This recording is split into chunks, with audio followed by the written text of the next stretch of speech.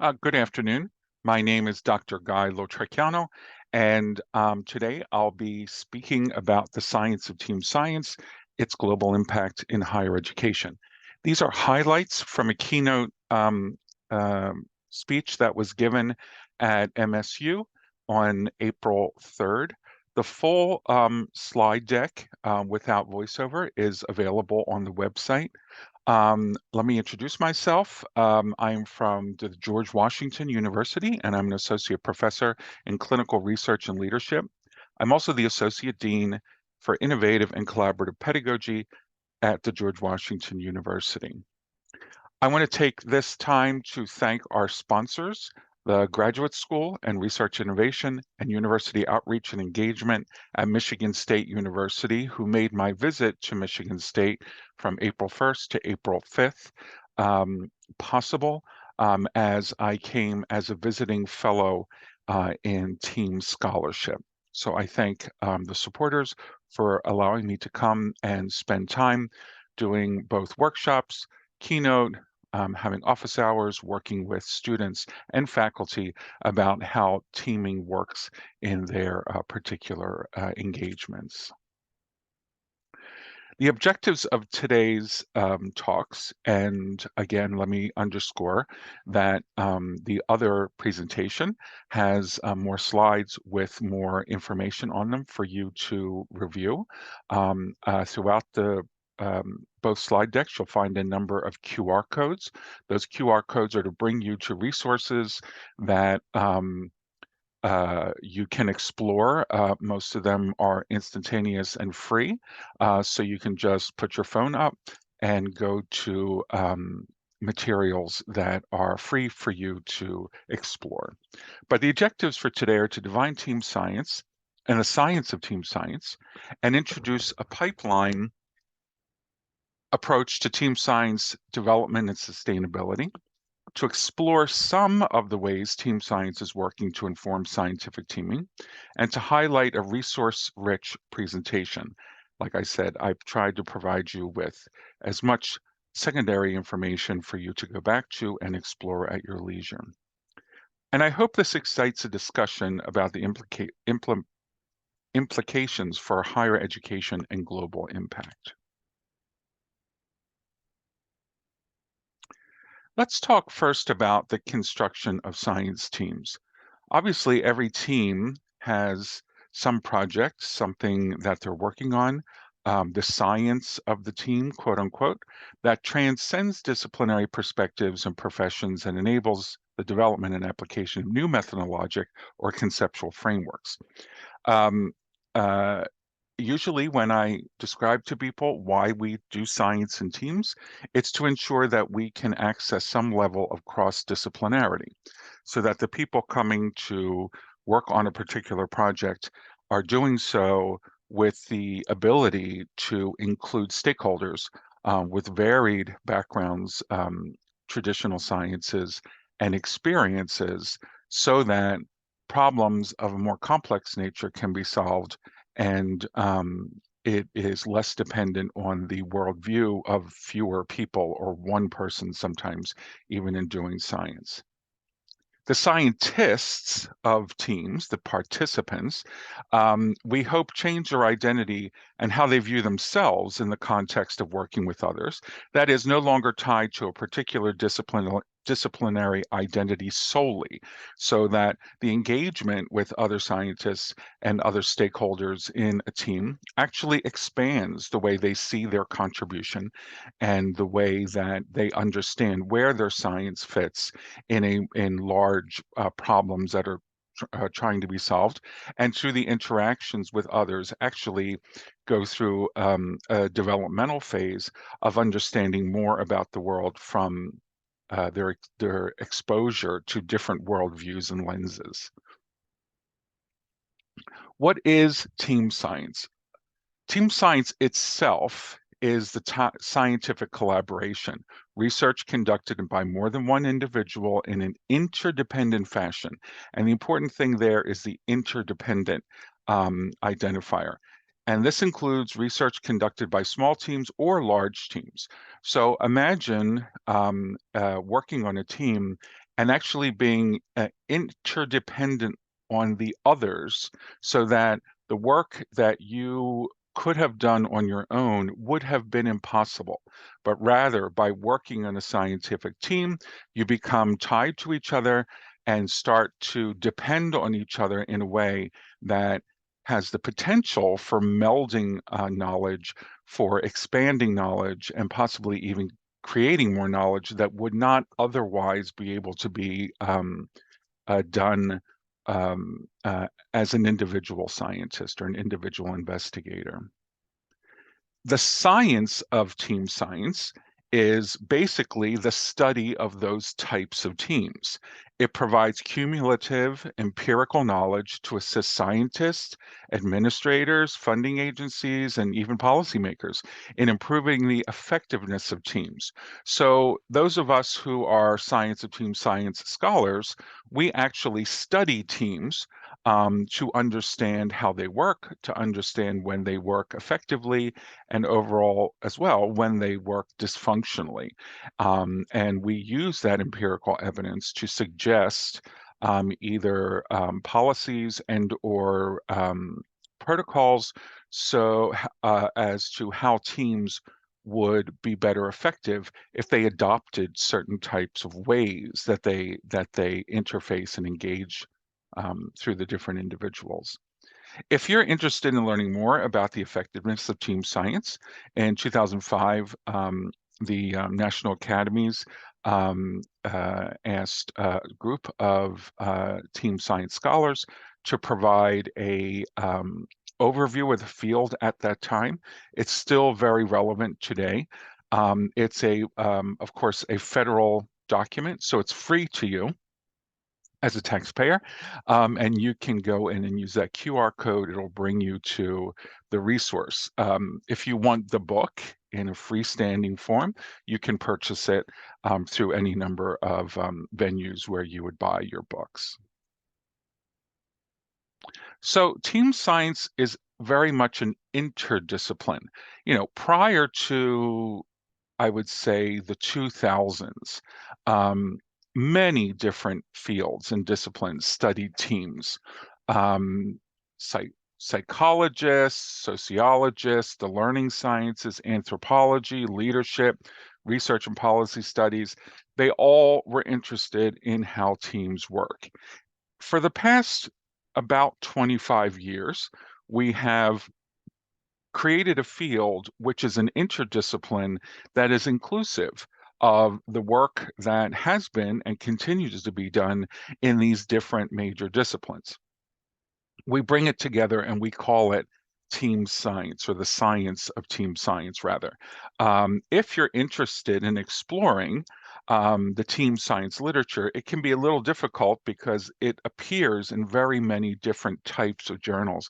But the community of team science scholars has created a Mendeley site, which you can sign up to be part of, with a library that provides a more compiled view of important literature to the field of team science, and you can just sign up for free.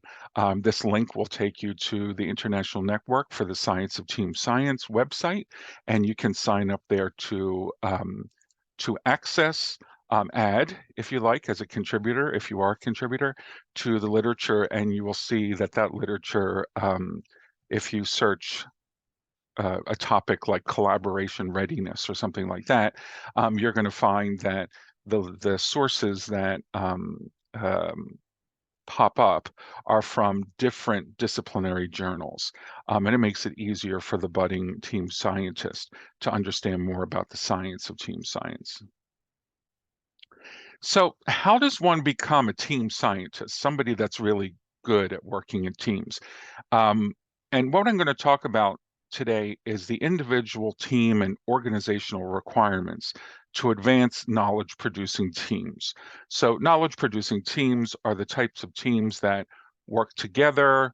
They come from different disciplines.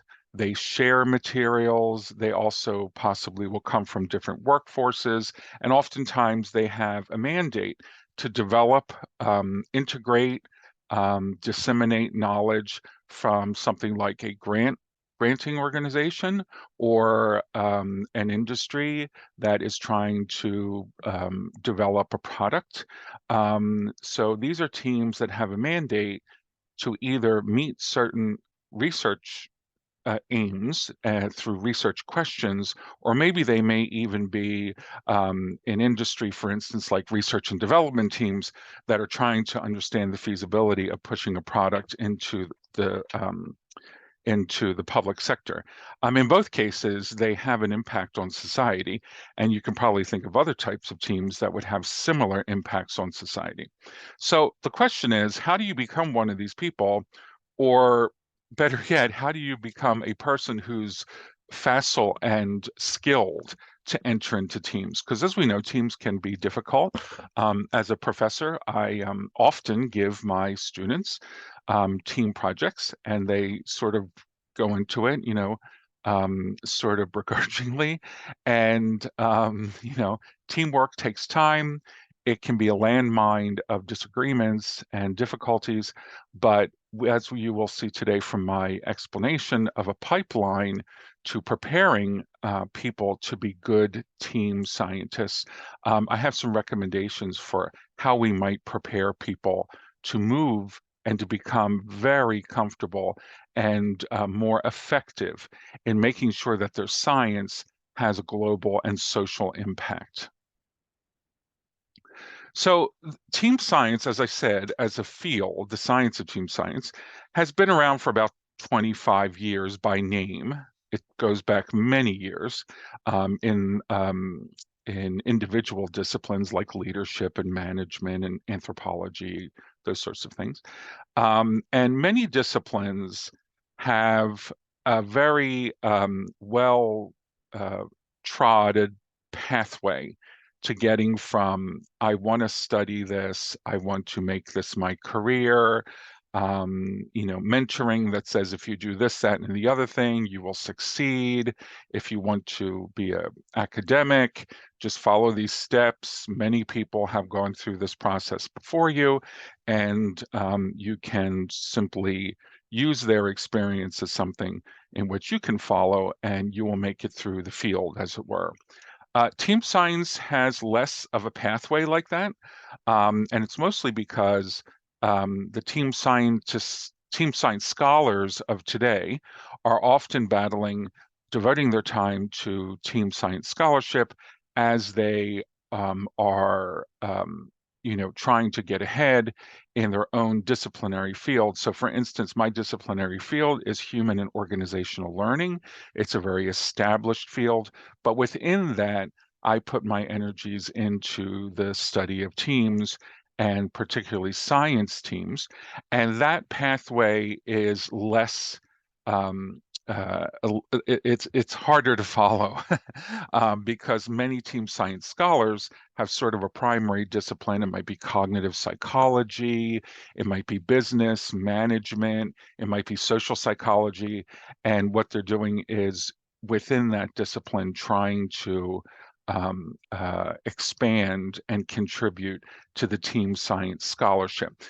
It is not a pathway that is easily followed because there aren't that many people who actually have gone down the same pathway. We seem to be one of those fields that people get from point A to point B in different ways. So with that being said, what I want to talk about for the remainder of today's talk is what I call the team science pipeline. And what I'll be talking about today are the developmental training, meaning that training that occurs while people are in degree programs, and how they can prepare to be team scientists, the professionalizing of teams, meaning how teams how we start to create individuals who are actually professional teamers. You can think about it that way. Institutionalizing team science, and in other words, normalizing that science is in the 21st century meant to be done in teams and not in individuals or in silos. What organizations need to do to sustain collaborations, and then what mentoring of scientists to be team science professionals means in this world that we live in today. And I'll talk about each one of these separately. So developmental training, the objective, of course, in developmental training when it comes to creating team scientists is the training of new scientists. I teach both master's and doctoral students, and my job is to prepare the next generation of scientists that will approach health and medical problems in a translational manner and be comfortable working in teams. We also need to and work towards engaging, rewarding, and assessing teams in the learning environment.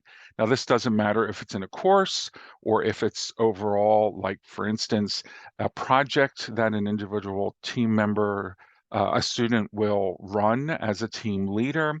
We are trying to instill the idea that teams are the way science is done in the future, is being done now and will be done in the future. And we need to help students understand how they will obtain the skills and the competencies necessary to be able to sustain that sort of scientific lifestyle as they continue on the path of their career. And it's important to understand that team development needs to occur amidst individual development. So, as I said before, we can prepare individuals to be good teamers, to be professional teamers, if you want to call it that. But at the same time, they're trying to establish themselves in their individual disciplines. So, for instance, while we're trying to make them good professional teamers, they also need to learn the practice of physical therapy, or they need to understand, history if that's their major, or they need to, become whatever, the physician or the physicist or the lawyer that they want to be. These need to go hand in hand. So the team development aspect needs to be embedded within their disciplinary training at the same time, if they are going to, in fact, be successful and obtain degrees and so forth in that individual discipline, like law, medicine, physics, et cetera, et cetera. So these are some of the challenges that go along with that. How do we measure team engagement? How do we actually measure when you put students into a group and ask them to be a team? How do we measure if they've been good team members, if the team reaches its goals?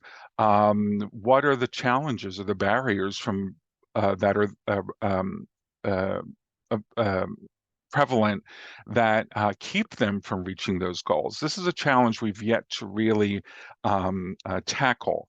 Some people have, and there are different types of measurement tools. If you look to the other presentation, there are multiple resources that I've given you that you could look at that people do use today. Also, the challenges of creating objectives around teaming as a set of core competencies is needed. So, for instance, we often, in developing learning objectives, fail to tap into objectives that actually are focused towards making people better team members. And often those learning objectives have more to do with the content of what someone may be studying. We can create objectives that are team-based as part of the way we design higher education. And I think this, again, has yet to be really adopted and embraced. So lastly, team-based measurement along with individual measures of academic mastery is necessary. So of course, we have to test in one way or the other.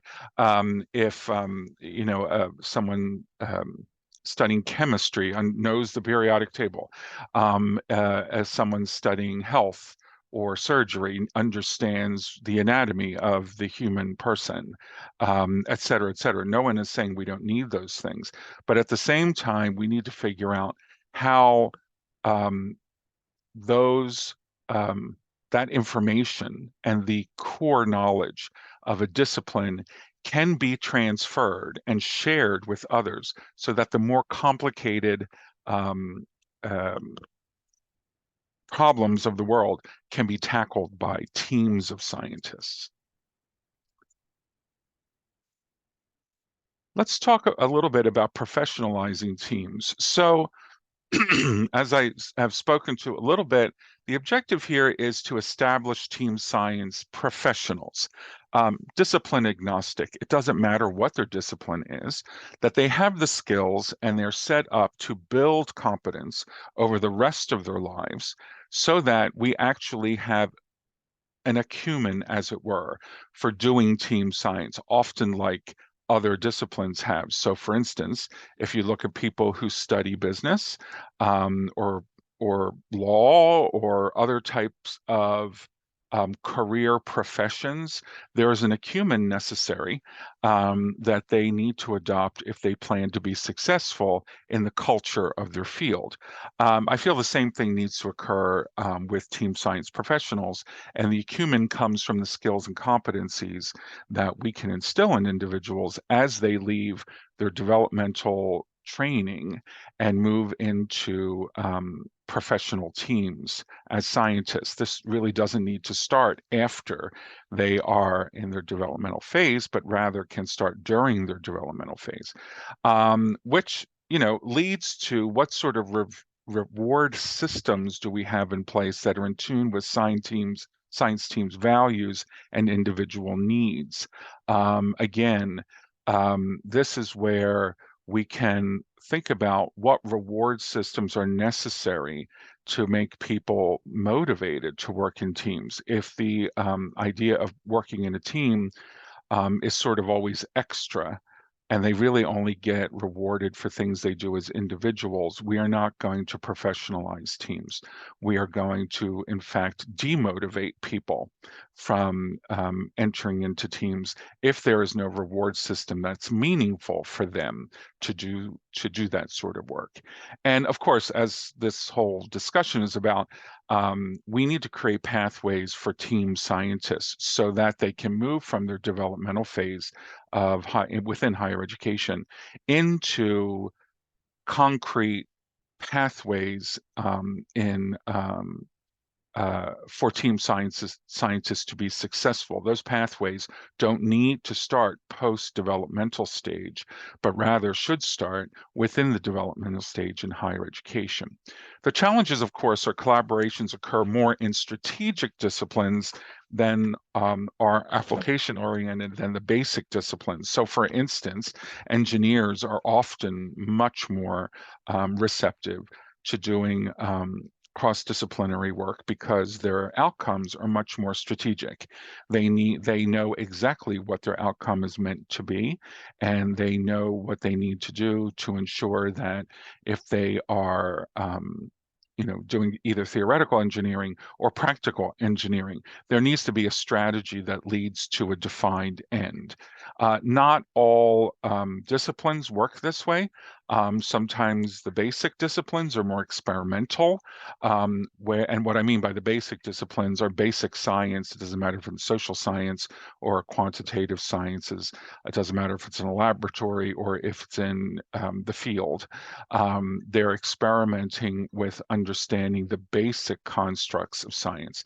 So they're probably less strategic, but rather more exploratory in the way that they look at the science they perform.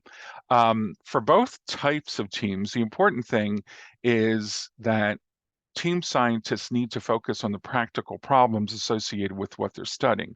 So it doesn't matter if you work out of a petri dish in a laboratory or you work on a health policy or public policy, you are contributing the science that will in fact downstream affect practical problems that we find in society. So we are yet to be at a place where no matter what sort of science you perform, that it is always looking to a social end and possibly even a global impact.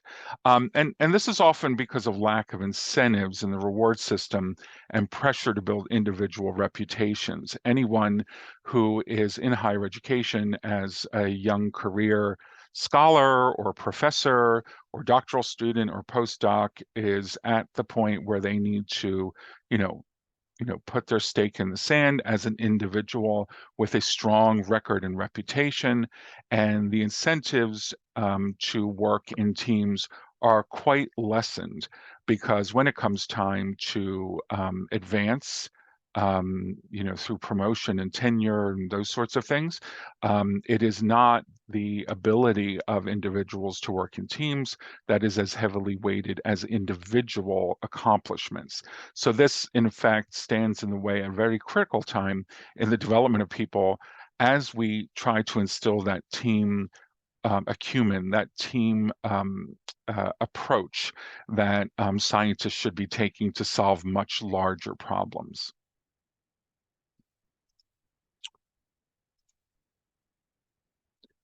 Institutionalizing team science. So we need to work on in higher education to normalize team science for conducting science, because regardless of our structures within higher education, industry and commerce and policy are way ahead of higher education institutions in their ability and requirements for doing work in teams. Many industries, the people that are charged with solving problems are sometimes put into teams. They don't even have a choice as to who they work with, and are often given, standardized periods of time, like 6 months or a year, where they work with that team. So they need to be prepared and have the career experiences and the skills and competencies to move into that process very quickly.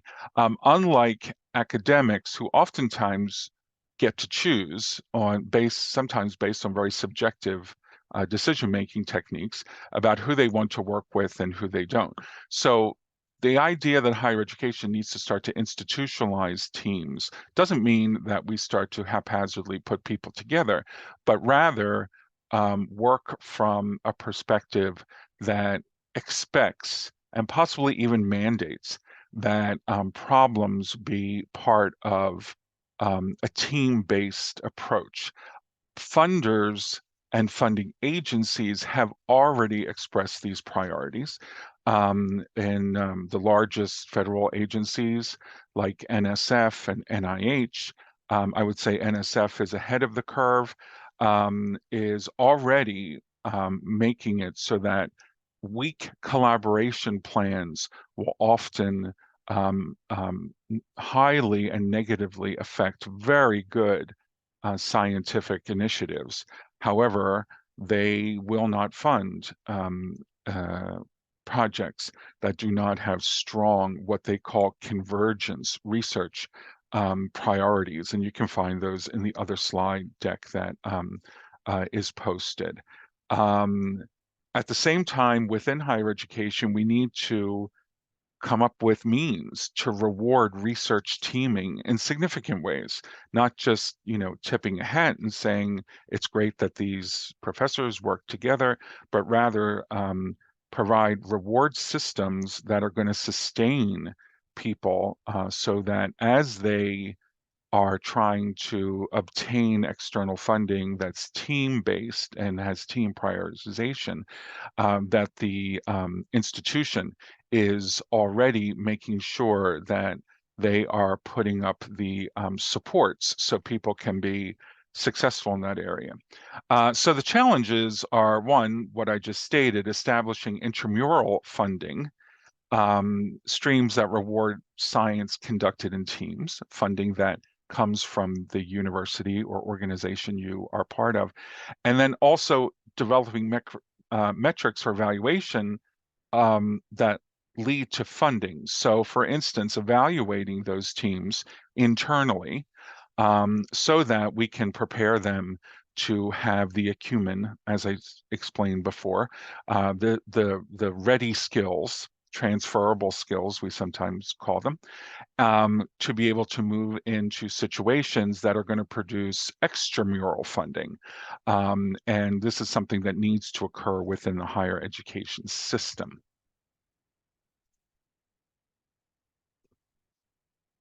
So by now you can probably figure out that a lot of this pathway requires on sustaining collaborations. That's very different for many different reasons. First off, a value system needs to be present that embraces team science because people believe that it is the better way to do science.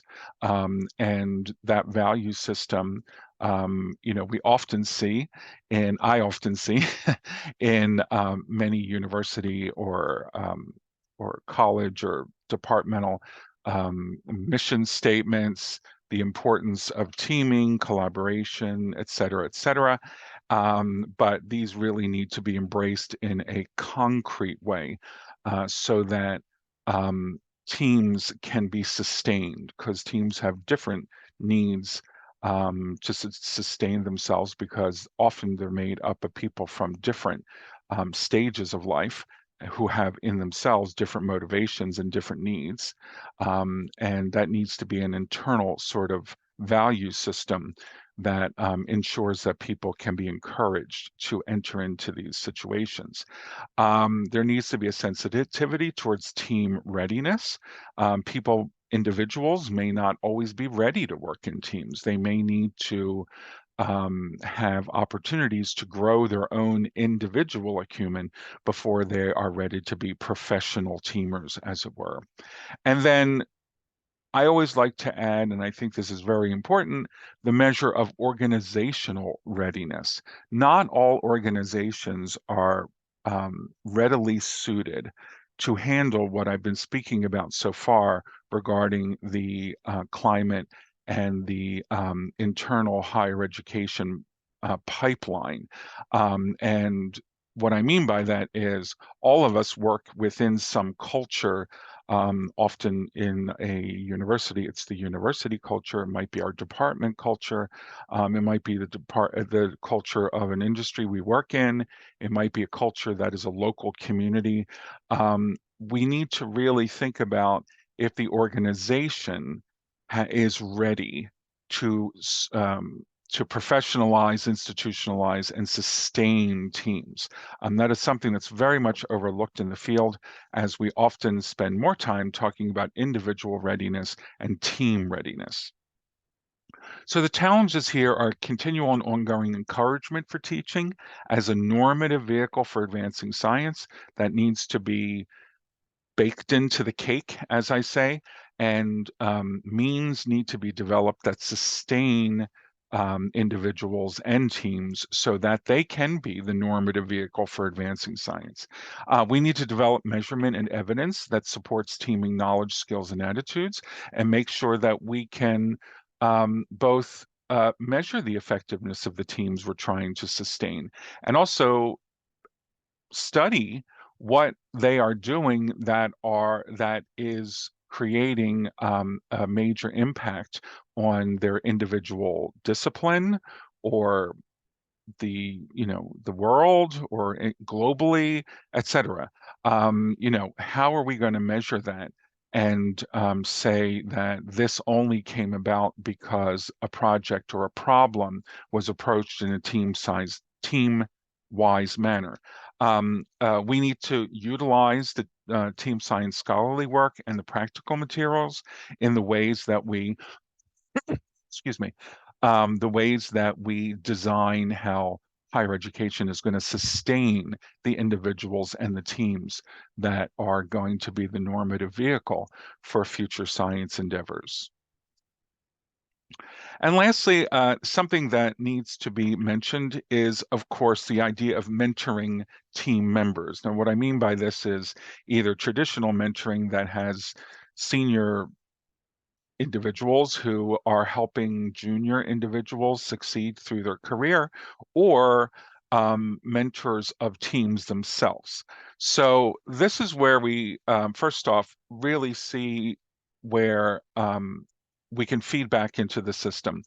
If mentors are mentoring individuals to have that teaming acumen, this will feed back into the developmental training and the pipeline that I've discussed so far, and bring into those developmental stages the ideas and the necessary skills for individuals as they work towards being good teamers, as they are also at the same time becoming experts in their own disciplinary field.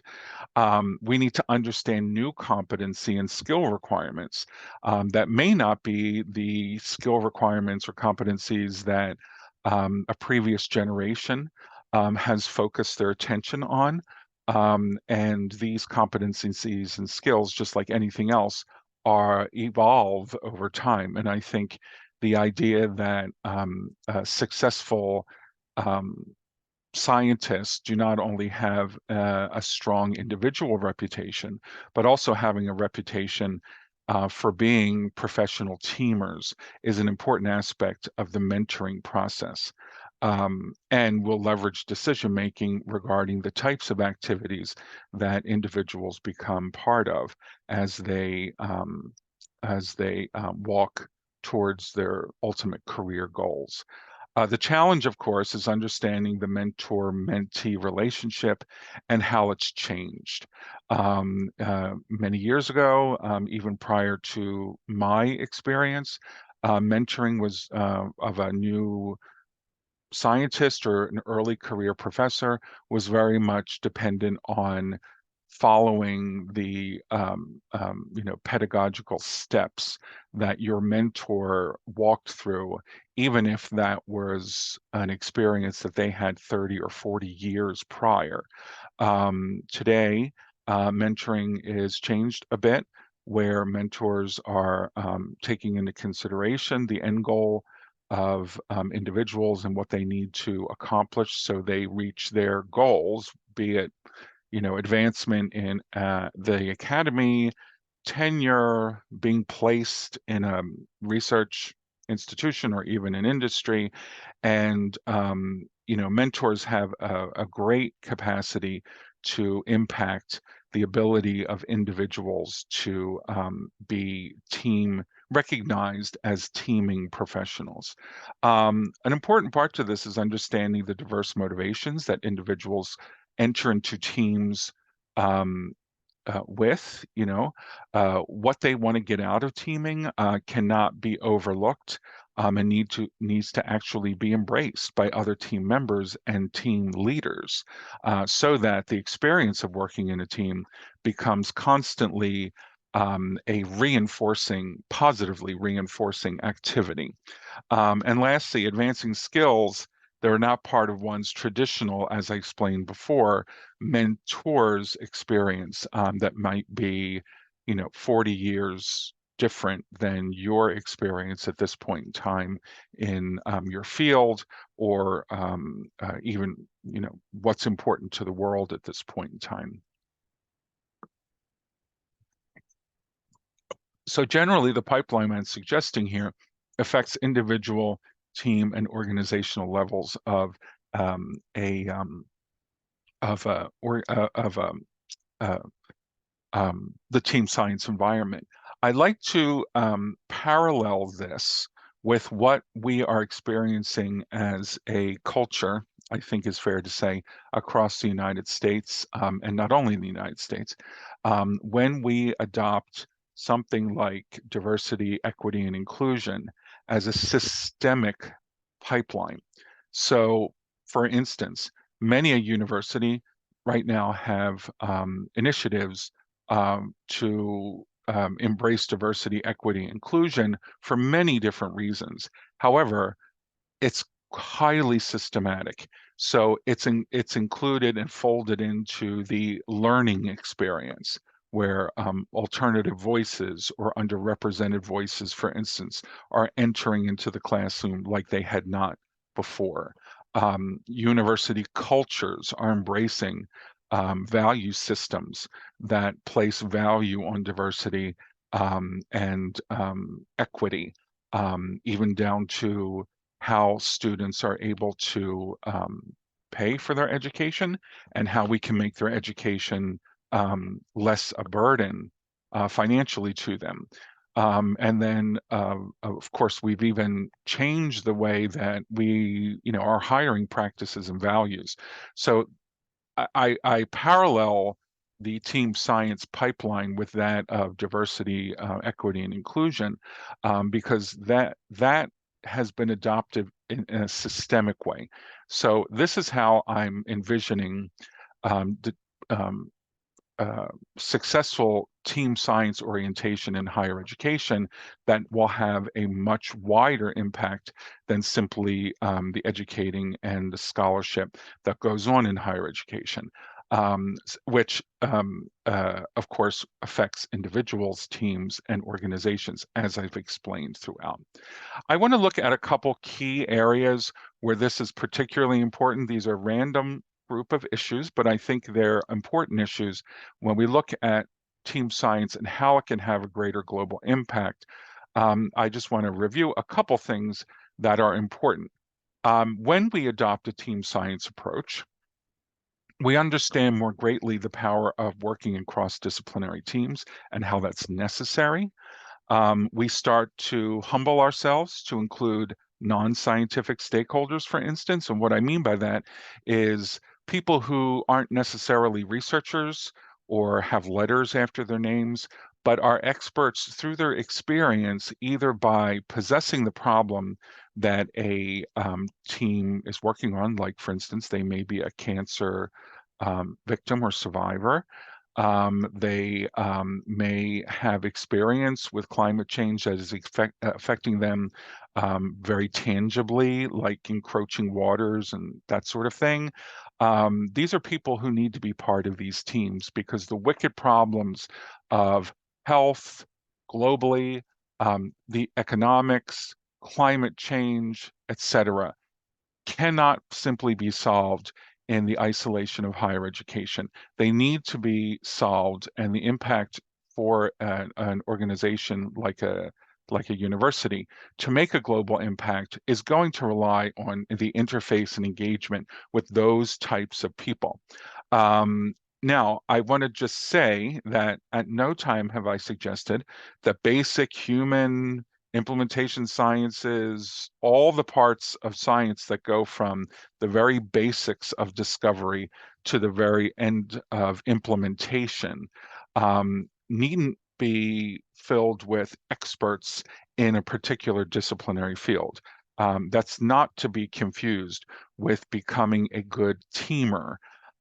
We still need people that are astute and expert in whatever it is that they provide to a problem that they are trying to solve. It's just that what we need to also include is the development of that acumen so that they can work in teams as experts, and by working in teams will learn more and expand their horizon as they talk with people who look at problems differently. So in teaming and networking, we need both basic and executive competencies to be addressed. Those basic competencies that are more skills-based, and those executive competencies that will be achieved over a lifetime. So, we often look at skill as competence, and I separate skill and competence out in a way that you might think learning to eat with a fork and knife is a skill. Once you learn it, you learn it. But that is not a competence if you don't know how to use a knife and fork in fine dining, or if you have never used chopsticks, or if you've never used other types of implements to eat, or have never eaten out of a communal plate. This is competence that builds over a course of lifetime and through our experiences, and it is not as simplistic as a basic skill of using a knife and fork. So the basic skills can be part and central to developmental learning. But organizations need to develop reward systems and recognitions for teaming activities that build competency over time. Lastly, it's important when we're talking about any sort of global impact to embrace the fact that we now live in a networked world through social media, artificial intelligence, and we are no longer geocentric. We are more non-geocentric. So the opportunities to work with people from different cultures, with different perspectives, from different hemispheres, is greater. And by doing that, our competency in how to work with those sorts of teams will grow over time. And we have the ability to do that without having to traverse the world because of the technologies we have available to us today. I'd like to speak about ethics. Usually in scholarly ethics, we are primarily often talking about compliance. This certainly is a part of scientific ethics, but scholarly ethics are more than simply compliance. They are ethics that choose studies and problems that are important to either a local community or even the global community. So for instance, using MSU as a good example, where you live in a semi-rural area in a relatively rural state, ethically, I would imagine not contributing back to the local community in the areas of agriculture and sustainability would be somewhat unethical in my mind as an institution that's placed in a state like Michigan. Also, as I know from firsthand experience, that Michigan State also has a great dedication to the land trust associated with Native Americans and the land that the university sits on. So it would be important to think about what are the ethical value systems associated with an organization and what types of teams might that include when it comes to research of these types.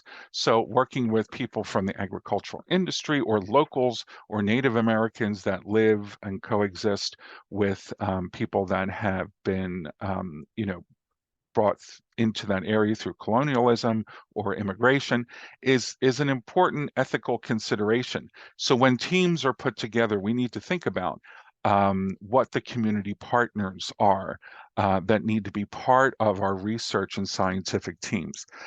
And also, I want to mention that the inclusion of interdisciplinarians, which is becoming in itself a profession and a discipline, who experience and understand how to approach wicked problems in themselves, but may not bring a particular singular discipline with them, need to be included to help people from diverse disciplines navigate how to work with each other, how to understand each other's jargon, the way they look at things or epistemologies, etc. And those types of people, sometimes we call them brokers, are important parts of important people to include in team science.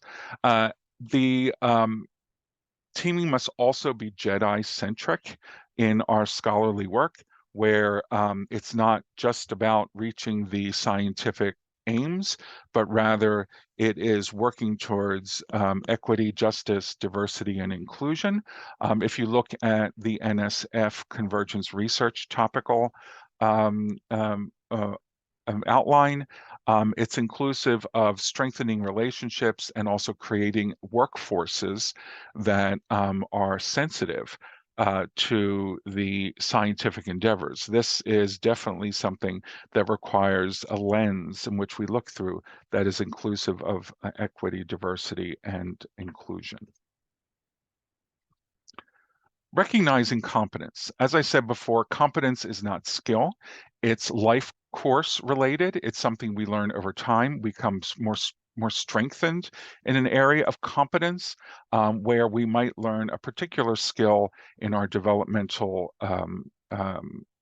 period, where we learn how to do an experiment, an examination, how to create a study, but we haven't yet learned the diverse and complex aspects of becoming more and more competent in those sorts of activities. That takes really a lifetime. So team science competencies exist and contribute to strengthening the pathway of success. So it's sort of like a double loop. The better we become at adopting skills and building our competency, the stronger this pipeline becomes, and our abilities to shift to a more permeable approach in higher education, in fact, will strengthen our ability to make a more global impact. And organizations can observe competency in their members. If you look to the other presentation, the unabridged version, you'll see that there are ways to measure motivation. There are ways to measure how people engage in teams and what they bring to teams, and other types of measures. If we utilize these types of tools, we'll be able to more appropriately institutionalize the idea of science teams.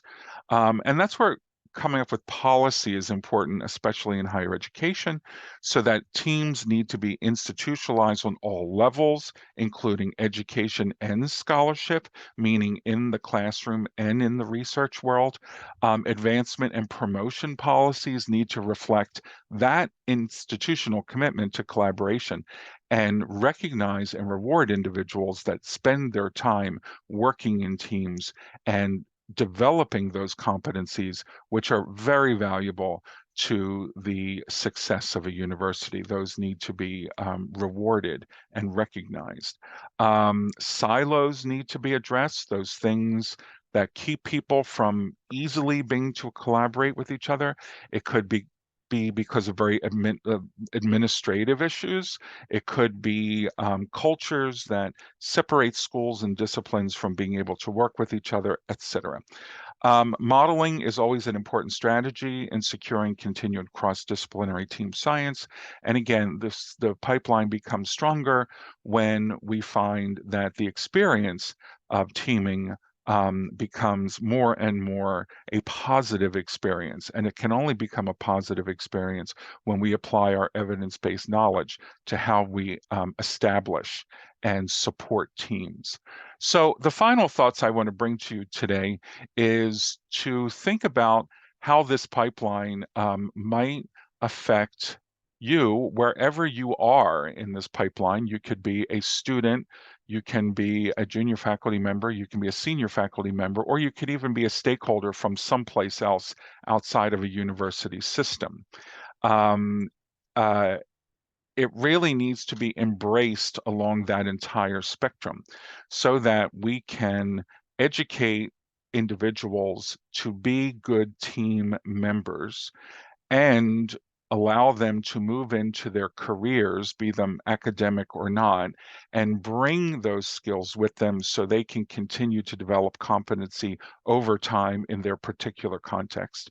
If it's within the academy and it involves doing research or scholarly work with others, that it needs to be sustainable and it needs to be supported by both individuals like mentors and so forth, by mechanisms like funding and policies that ensure that that experience of developing greater competence in team science does not go without checks and does not go without continual support. I thank you very much for your time. I hope this presentation was helpful to you. And if you have any thoughts, here are the references, by the way, for this particular presentation. If you have any thoughts, questions, or just want to contact me to chat about any of this, please feel free to do so. you can just jot down my email and phone number, or you can use the QR code, which will bring you to my contact information. Again, thank you very much for this opportunity. I thank MSU for their support, and I thank you for your time in listening to this presentation. Have a good day. Thank you. Bye-bye.